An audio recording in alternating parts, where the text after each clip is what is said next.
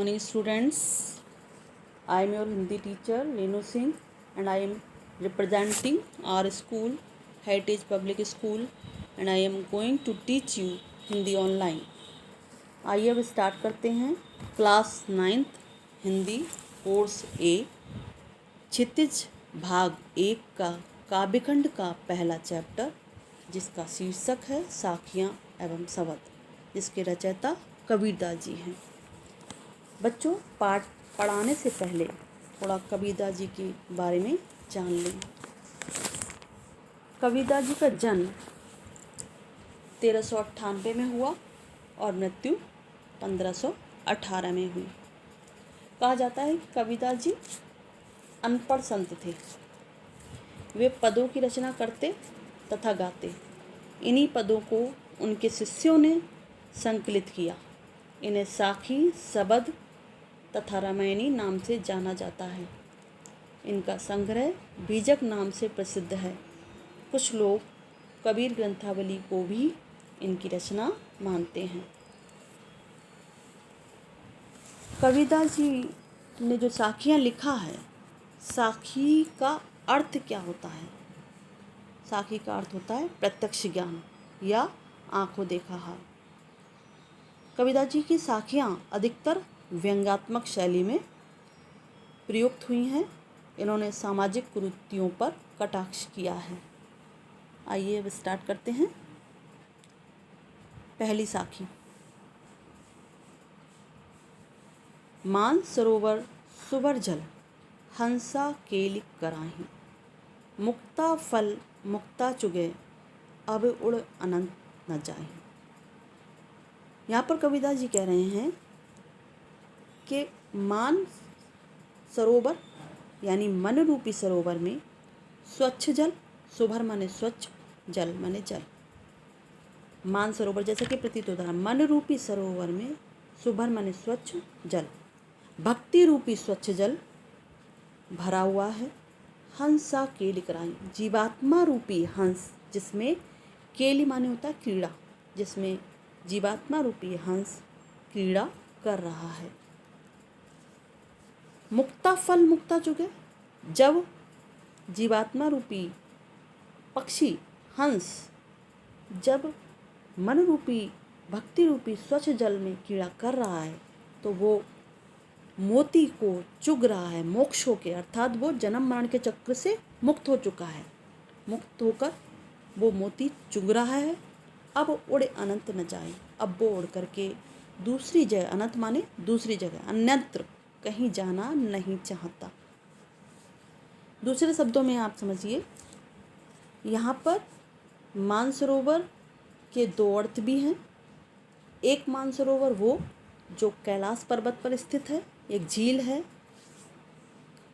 और जिसमें स्वच्छ जल भरा हुआ है, और कहते हैं कि उसमें हंस वहाँ मोती चुगते हैं और इसलिए हंस उड़ करके कहीं और जाना नहीं चाहते, उन्हें मोती प्रिय हैं। और यहाँ पर लेकिन उसका उदाहरण देकर के कबीरदास जी ने अपने मन रूपी सरोवर को उस मानसरोवर से तुलना की है।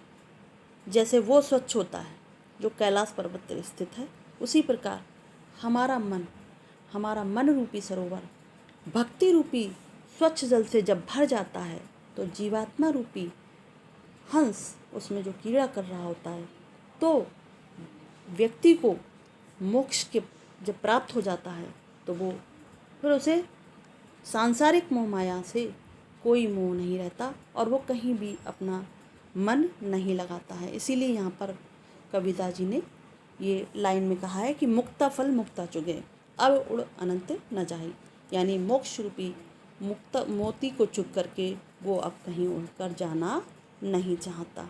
जिसे ईश्वर की प्राप्ति हो जाती है वो फिर उसका मन सांसारिक मोह माया में नहीं लगता। यहाँ पर कबीरदास जी ये कहना चाहते हैं। अब देखिए, इसमें क्वेश्चन बनता है कवि और कविता का नाम लिखिए। तो इसमें कवि क्या है? कबीरदास जी, और कविता का नाम साखी। फिर दूसरा क्वेश्चन बनता है कि मानसरोवर में क्या भरा हुआ है? मानसरोवर में भक्ति रूपी स्वच्छ जल भरा हुआ है। तीसरा क्वेश्चन बनता है कि हंस अन्यत्र क्यों नहीं जाना चाहते हैं। तो क्योंकि मानसरोवर स्वच्छ जल में वे प्रसन्नता रूपी मोती को चुग रहे हैं, इसलिए वो दूसरी जगह जाना नहीं चाहते। चौथा क्वेश्चन इसमें बनता है कि मानसरोवर और हंस किनके प्रतीक हैं। तो मानसरोवर क्या है? मनोरूपी सरोवर के प्रतीक है, मानस के प्रतीक है, और हंस जीवात्मा का प्रतीक है। पांचवा क्वेश्चन बनता है कि इसमें कौन कौन से अलंकार हैं। तो देखिए, केली कराई में अनुप्रास अलंकार है और मुक्ता फल मुक्ता में यमक अलंकार है। आप लोग जानते हैं कि अनुप्रास अलंकार में वर्णों की समान वर्णों की आवृत्ति होती है और जो यमक अलंकार है उसमें समान शब्दों की आवृत्ति होती है, जो उसका अर्थ भिन्न भिन्न होता है। तो इसलिए यहाँ पर ये है। अब देखिए दूसरी साखी, प्रेमी ढूंढत मैं फिरो, प्रेमी मिले न कोई, प्रेमी को प्रेमी मिले, सब बिस अमृत हुई। यहाँ पर कविता जी कह रहे हैं कि प्रेमी अर्थात मैं, प्रेमी यानी ईश्वर रूपी प्रेमी को मैं, मेरे अंदर अहंकार, जब तक मेरे अंदर अहंकार है मैं ईश्वर रूपी प्रेमी को ढूंढता फिर रहा हूँ। मुझे प्रेमी मिले ना कोई, किसी प्रकार का प्रेमी नहीं मिलता, कहीं कोई प्रेमी नहीं मिलता। अर्थात जब तक मेरे हृदय में अहंकार भरा हुआ है, मैं माने अहंकार, जब तक मेरे हृदय में अहंकार भरा होता है तब तक मुझे ईश्वर की प्राप्ति नहीं होती। प्रेमी मिले न कोई, प्रेमी को प्रेमी मिले, अर्थात जिस दिन मेरे अंदर अहंकार खत्म हो जाता है उस दिन मुझे ईश्वर की प्राप्ति हो जाती है। जो सच्ची मायने प्रेमी को प्रेमी मिले का मतलब है केवल ईश्वर की भक्ति अहंकार रहित जो करता है उसी को प्रेमी, यहाँ पे दो बार लिया गया। एक प्रेमी को प्रेमी मिले, एक प्रेमी यानी भक्त रूपी प्रेमी और दूसरा प्रेमी यानी ईश्वर रूपी प्रेमी।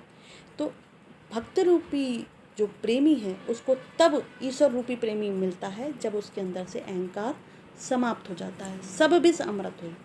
तब ही इस संसार से सारा जो विष है वो किस प्रकार का विष, अर्थात बुराइयाँ जैसे मन की सारी खत्म हो जाती हैं, तब ही इस संसार अमृत के समान हो जाता है।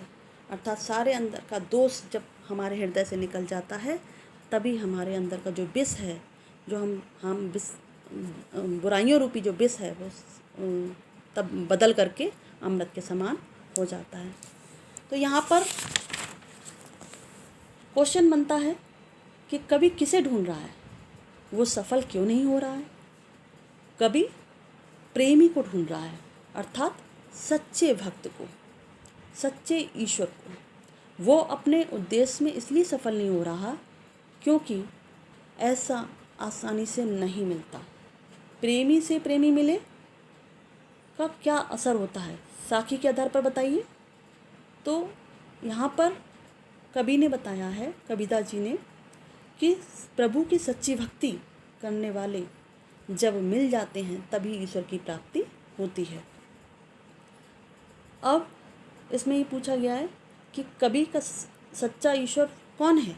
कवि के लिए सच्चा ईश्वर भक्त, उसे दिखावापूर्ण भक्त पसंद नहीं है, ये है सच्चा प्रेमी। तो आज के लिए इतना ही।